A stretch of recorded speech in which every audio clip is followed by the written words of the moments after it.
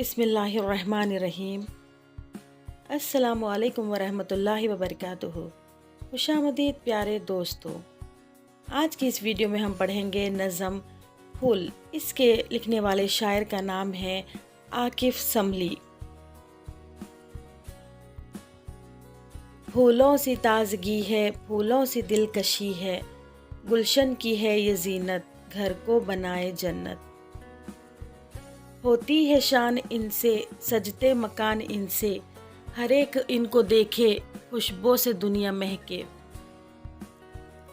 लेकर इन्हीं से मक्खी हमको शहद है देती, कांटों में गरचे रहते लेकिन हमेशा हंसते। इनसे सबक ये ले लो, गम में भी हंसना सीखो, गुलशन में लहलहाते सबको है ये तो भाते। फूलों सी ताजगी है, फूलों सी दिलकशी है, गुलशन की है ये जीनत, घर को बनाए जन्नत।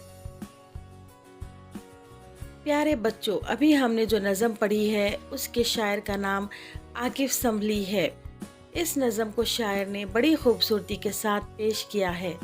इस नज़म में शायर ने फूल की खासियत और फूल की अहमियत के बारे में बयान किया है। इस नज़म में शायर बयान करता है कि फूलों को देखने से हमें ताजगी का एहसास होता है, फूल देखने में दिलकश मालूम होते हैं और फूल सबके दिल को भाते हैं।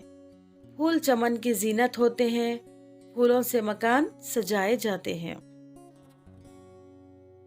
इस नज़म के आखिर में शायर कहता है कि फूल कांटों में घिरे रहने के बावजूद भी हमेशा हंसते रहते हैं। इंसान को भी चाहिए कि वो हज़ारों गम, हज़ारों परेशानियों के बावजूद भी मुस्कुराते रहें और फूलों की तरह हमेशा महकते रहें। उम्मीद करती हूँ आपको ये नज़म पसंद आई होगी। अगर अभी तक आपने मेरे क्रिएटिव दानिश चैनल को सब्सक्राइब नहीं किया है तो प्लीज़ सब्सक्राइब कीजिए। जज़ाकल्लाहु खैरन कसीर।